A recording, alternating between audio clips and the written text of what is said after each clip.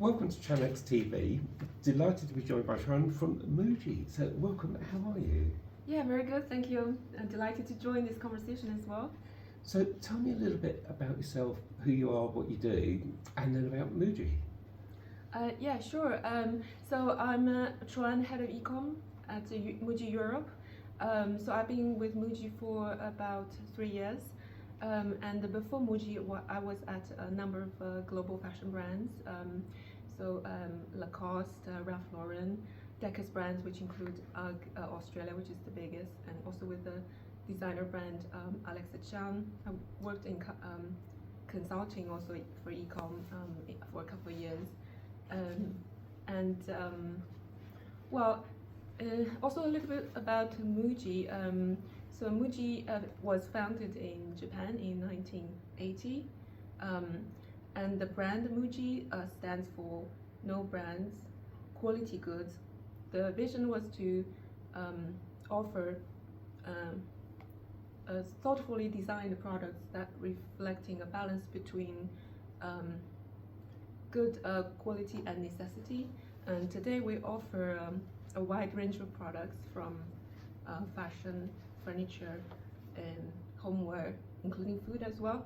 And there are over 1,000 shops worldwide, and in Europe we operate retail stores in 8 countries, and online we ship to 29 countries.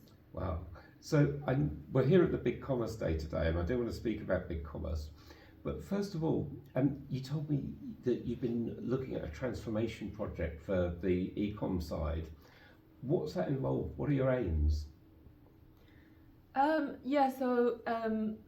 It's maybe more particular to MUJI, who are very focused on the retail stores, because we don't spend a lot of money in brand marketing like other companies. So the stores are our brand. How we present our stores is how we connect to our customers. So the traditional mentality is to focus on the stores. So ecom, especially in Europe, was more on the sideline. And since COVID, the strategy is to really accelerate the growth in the ecom channel. So I joined at the time that we decided to bring about a lot of projects to really drive this transformation. And of course, this involves BigCommerce as quite a big part of that. And I always find it fascinating for a retailer that are largely store focused. How do you take that store experience and translate it into an online experience? Yeah, that's a very good question. I think in terms of online, it is different behavior versus in store, because for online people tend to buy large items. So we sell more furniture online, for example, while the stores have limited physical space, so they can't display everything. And also we have higher units per basket and higher AOV. So in terms of the consumer behavior, we try to cater to the online customers in terms of how they differ from the store. But in terms of the brand experience, of course, we want to make sure the same customers, they have the seamless experience offline online. So because the store focus, so also we have quite good connection between offline and online, how the teams work. Although because the transformation, we are separating online.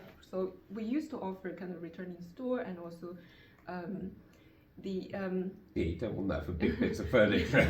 Yeah. So but we are kind of looking at how we can do it in a better way, because it does include complexity, and in terms of storytelling also online, how we can showcase the products, that's quite key. The sustainability side, because MUJI's ethos is focused on the 3 elements. The material selection, the process, and also the packaging. So it's a lot of attention to detail, which you can probably see the products physically in the store, but online it's a bit difficult to see, because products are focused on kind of minimalist and simple designs, but there's a lot of small details.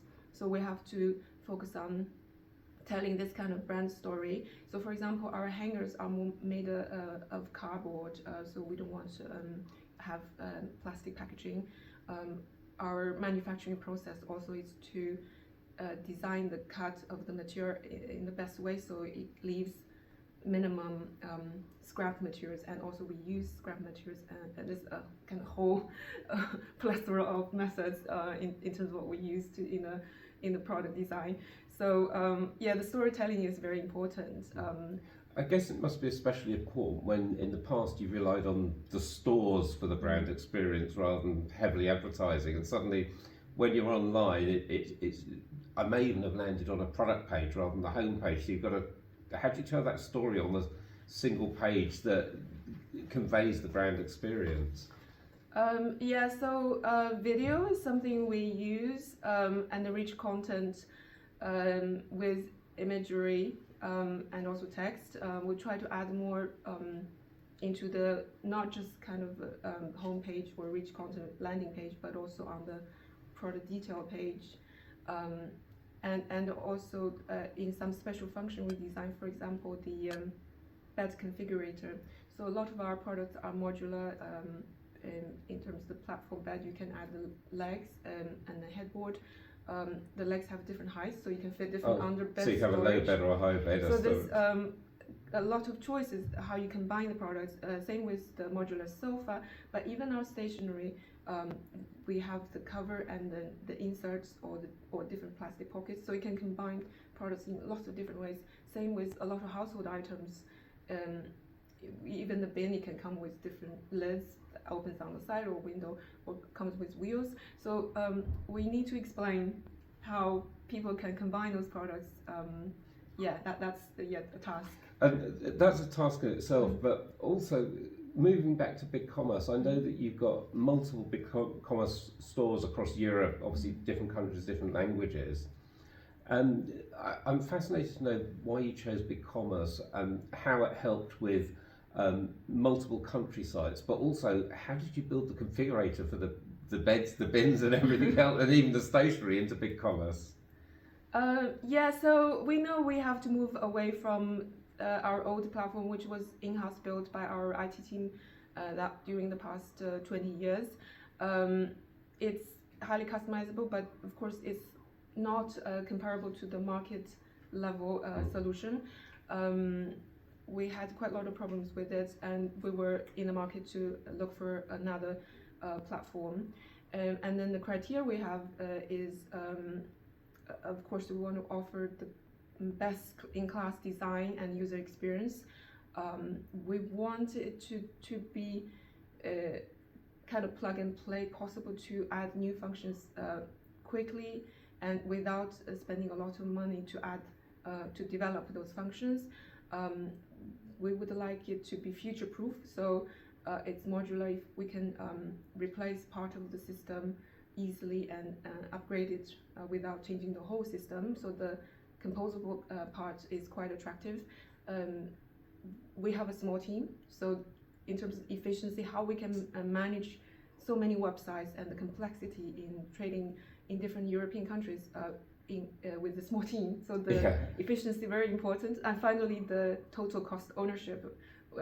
Of course, the profitability is the key element. So yeah, we compared a number of solutions, and BigCommerce ticked all the boxes. What I think sets BigCommerce apart is the API flexibility. That means we can connect to different systems quite easily, and our business is very complicated in the setup. Because of our regional setup, we have subsidiaries in different countries, so our website, now we try to simplify it, but at the time of migration we had a different catalog per country. Oh, so it's really complicated then. Yeah. And I'm fascinated on the configurator. How did you build that on BigCommerce? So yeah, we had the support from our development agency, GPMD, and we went through a design process because was something we always wanted, but it was not possible on the old platform. So it was in a brief that we really wanted this. And I guess it's something customers wanted, because as Yeah. soon as they knew that there were options, then you want to choose the options that are perfect for you. Yeah, exactly. So we went through the briefing process, and in terms of what we want, some also examples in the market, and then GPMD had to kind of course, come up with design and also find a solution to build it, and using, well, it's a customized solution. So congratulations on that, because the website I looked last night is looking fantastic. But what is next for MUJI? What are your goals now, both for Europe and around the world? Well, for MUJI and for ecom, I guess there's kind of two elements to it. In the bigger picture, so MUJI, we are going through a big transformation. Last year there was news, the ownership was changed. That's why there was news about the restructuring. So and then we kind of migrated to a good kind of company structure and financial foundation, wholly owned, instead of being a joint venture, wholly owned by Japan, MUJI Japan, and then very good funding also can start fresh, and we also streamlined our store network, to of course close some unprofitable stores, and then we have plans to open flagship in London and Paris, those two key cities, and we're looking for prime locations, and we'll have a large size store that can really showcase the full range of products, because the stores in Japan is massive, while the current stores we have in Europe is relatively small.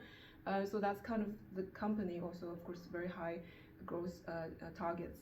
And then for ecom, the growth target is a lot higher than offline. So because traditionally the ecom share in the total European business is quite small, and we believe there's huge potential to really increase that share, similar to the market level. So I was brought on board to support this transformation project in ecom. We had to change everything in how we operate ecom, starting from the platform, the front end experience, also the back end experience, the PIM system we're changing now. We have centralized our warehouse, because before it was pick and pack from each country's flagship store, so it was literally terrible. fulfill from store. Yeah, they can't really focus on this, so it was very difficult. So centralized warehouse really unleashed a lot of potential already, and digital marketing. Since we migrated to BigCommerce, it's a much more stable platform. We can build experience and drive traffic. So we're spending a lot more in digital marketing and expanding the channels. We didn't have those programs, SEO, affiliate program, refer a friend. So we launched a lot of program, and also scaling our paid media in Meta and Google and all the similar platforms. So yeah, there's a lot of initiative. There's still quite a lot to do, because when we migrated, it was still considered a minimal viable product. There's a lot of features we want to add. Yeah. And I guess with BigCommerce being a composable website, you can build the features and plug them in rather than having to start from scratch again. Yeah, exactly. So for those that want to shop, look out for the London store coming for those in the UK, or just go straight to the MUJI website. So Chaun, I want to thank you so much for your time today. Thank you. Oh, thank you very much. Pleasure.